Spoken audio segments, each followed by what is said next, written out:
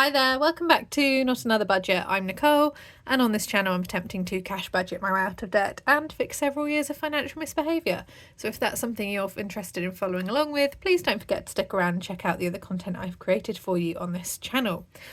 Now I'm back, and in today's video we are going through the projected plan for May, and let's ignore the very empty to-do list which I need to get on with, and let's just admire instead the blue floral spread for May, which is month 2 of my self-created, self-printed, self-designed budgeting planner. And May for me is a month where, like, April was very full-on financially. There was lots of spending across various different things, some of it planned for, some of it not. And I also, in the middle of that, just decided to be really impulsive and decide that I was going to save £3,000 in 3.5 nearly months. The things I decide to do on an impulse and then run with. However, I did try and put myself in a position in April to have a leaner May, either through making sure that I was fully stocked up with things that would normally pop up and cost extra in my budget, getting kind of the spending bug out of the way, fine-tuning and obviously coming to the realisation and discovering that I would be able to stay in the house and therefore what those associated costs would be. So I tried to do things like that. But it has meant that as a result of that and I'm filming this with 2 days left to go in April. Thankfully, it's been a really quiet last kind of slightly extended week 4 for me. And that's really nice. I've had a weekend where, because it was raining, I was very much grounded to the house, and I was able to go through and start sorting out the boxes of fabrics and work out, because I think not only am I going to be shopping at car boot sales as it's the season, but also aiming to sell at a car boot sale in kind of June, maybe end of May, we're not sure. And just very much be at home, sorting out, organising, and financially I'm going to need to, is what I'm kind of looping around to. So if May is also a 5-week month, which is entirely unpleasant. I hate 5-week months. We've been there, done that. Because it's a 5-week month, and because I am very much taking things essentially a week at a time, nearly, I'm only going to really be previewing kind of the first half of May, and that is just because things may change. I may get a bit more active in the month. I may decide, hopefully the goal for May is I bring in more money than I spend. We'll see. It starts for me on the 1st, which is wonderful. My brain loves that. I've actually got a month starting from the 1st to the whatever. And I've got a little bit that I need to get done in these kind of first 5 days. I've got a vet appointment and things like that. I've got a car boot I want to go to. I want to try and do a little bit on the Christmas challenge, which I've already saved money for. That's a media challenge thing. I've talked about that to death. It's in an old video, but also I do need to very much kind of go through and start pulling out the things that I want to put to a car boot sale, can go on Vinted and can go on eBay, because those are the 3 things that I'm going to be drawing extra money in from. Car boot's probably going to be 1 or 2. That's it. Whatever it takes to shift that stuff, and very much have that clear out. In terms of income, I've got the £100 rollover, which I've rolled over from April to May. That's covering the £100 increase in my rent. I've got my bursary of £2,000, and I know I've got £30 of confirmed business income pending to clear in, obviously hoping that the item is fine, the buyer doesn't need to return anything, and there are no delays to that payout, giving me a total projected income of £2,130 in the first week of May. My heaviest payment, in terms of my largest one, which is my rent, is going to be moved back to its normal pay week of the first week of May. Officially, it's not due until the 17th of each month, but because it is £950, I just know that if I try and leave that in the account and hold out to nearer the time, just get it done. I've also got my mobile, my internet and my YouTube premium payment coming out, and it's £1,012.99. If I go then down to the flexible expenses, what I have decided to do, with the exception of the cat, so the fuel, my spending money and the grocery challenge, which is where I undertake a £100 total grocery budget for the month, and it's a 5-week month, so additional pressure. I'm going to withdraw as cash for the month and stuff those envelopes. So this is not £500 only for this first week. This is £500. Cat should cover, hopefully, written prescription for meds, and his appointment has been paid for already, because it's a follow-up, so it's kind of all been paid for already, and this is just a quick review. Fuel, £200 for the month. What I've started to do and what I has found working is kind of getting down to, say, like needing to put £20 worth of fuel in and then topping up then. Grocery challenge, like I've said, it is £100, and the difference here is that normally throughout April, any pound coins or small change I was getting was going in the change pots. That's all going to stay in. Whatever I'm left with at the end of the month, if I'm left with anything at the end of the month, will then be divvied out. Personal spending money, I think I'm going to take as cash. I don't think there's anything I need online in terms of online spending. There's nothing in a cart which I'm particularly attracted to that's making me want to purchase. So I'm going to take it out as cash. I can always pay it back in at a later date, but I'm going to take out my personal spending money. That is £20 a week. So cutting it down a little bit. I was kind of between 25 and 30, but I'm trying to go leaner, bearing in mind that I did a lot of personal spending in April, which means I've got a total kind of £500 for the month for my flexible envelope categories.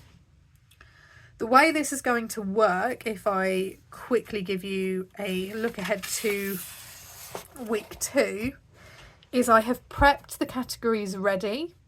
At the end of the week, so in the case of week 1, on the 5th of May, I will go through those envelopes, I will see what the balance is, and then that will be the budgeted spend. So it's just basically week by week, we're going to see the amount I have to spend, reduce, and then reconcile. It's probably easier to just like visually show you it once I reconcile, but that's what I intend to do.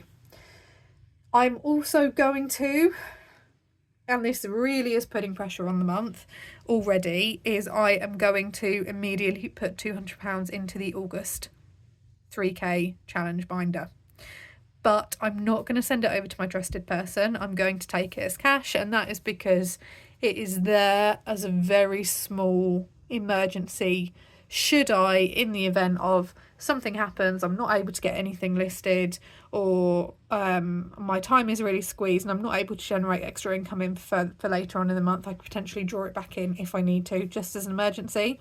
But I want to try and get it saved straight away, and then hopefully forget about it, and therefore put the pressure on the business, so to speak, and therefore on me to get listings done and do that, because I've put myself in a position where potentially, with the exception of my flexible expense categories, the money is going to dry up, which is something I've done on purpose to force me to do it.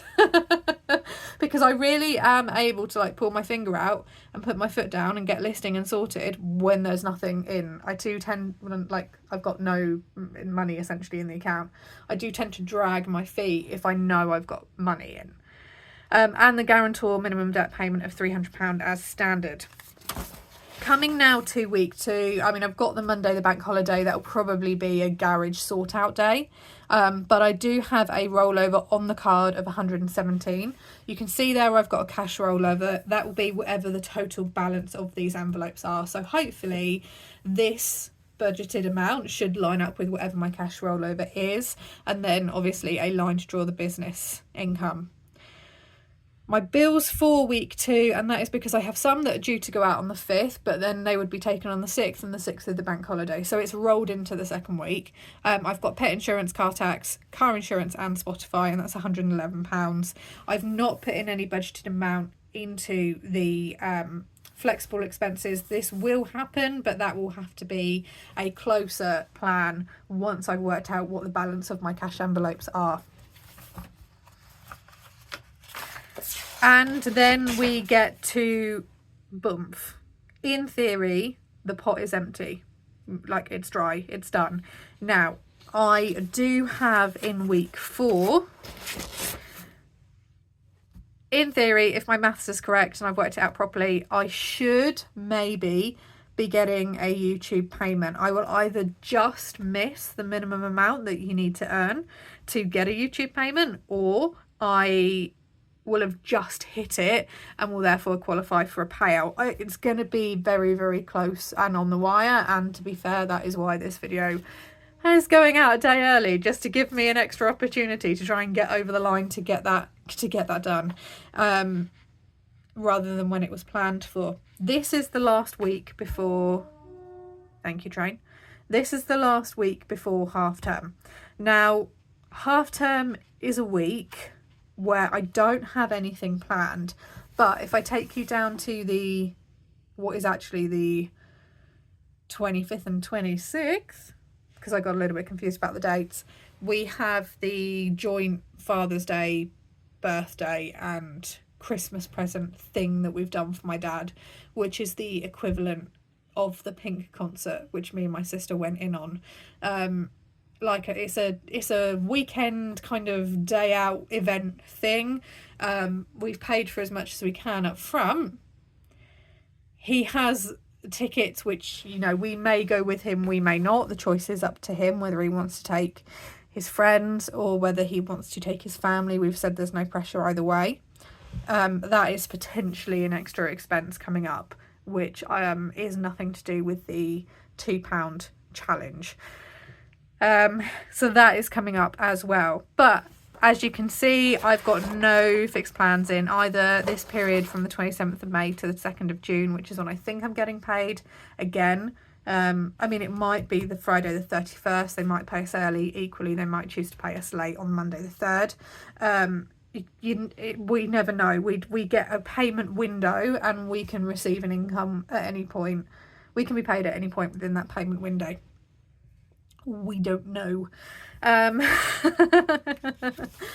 So that is May. I have purposefully kept May very, very free and flexible, and that is because April had to be structured, but there was so much change within that. I really valued and have really valued the 2 really quiet weeks that were not only quiet financially, but also quite quiet in terms of what I was doing with my time, which is why I've held back on going through and definitely committing to certain things here or there. The only way I'm going to really hit the 3k challenge, which is an almost impossible task because I don't have £1,000 in spare income each month to hit it, near enough is what it needs.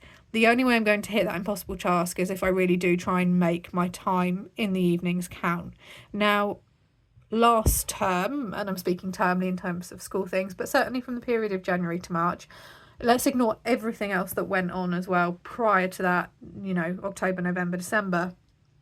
But that period of January to March, there was a lot going on within my training that was impacting on me when I got home. Primarily just coming home and just getting on the sofa and not being able to move and being so physically done because there was so much that was going on that was abnormal to my training.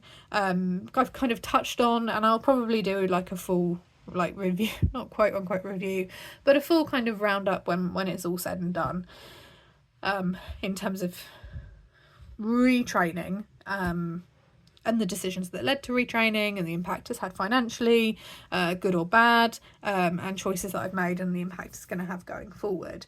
But that meant that when I could have had a really good opportunity to kind of get prepped and sorted for the spring, summer kind of online selling season, so to speak, I wasn't really taking those. So I do need to get back to eBay, which is a platform I have abandoned for quite some time. I need to keep Vinted consistent, which it's not. When I am consistent at it, I definitely see a turnaround. And I think as well, just for my own well-being, clearing my space with all of the rubbish that I have hoarded, and it's almost hoarding. I'm crossing I'm hovering quite close to the hoarding line there. Getting rid of all of that, even if it's just for 50p or £1 here or there, every little bit helps, and that's what I really need to try and put my attention on, realistically, before I even think about launching any sort of something that I'm making to sell. Those discussions that I've had with you in the past, I actually just need to clear my space of all my crap. So I know what space I have to work with, and I know what materials I have to work with. So I've pledged to myself that every evening I will spend at least an hour sorting through the bags or the piles or the storage drawer of rubbish that I'm calling rubbish. It's probably not, one man's tat is another man's treasure. Sorting through that and deciding, right, eBay, vintage, car boot sale, charity shop, bin in a couple of cases. So that is what I've said I will go through and do, because thankfully I am in my contrasting school able to use my free time as I so choose, which was not always the case in my other school, and therefore extra additional pressure.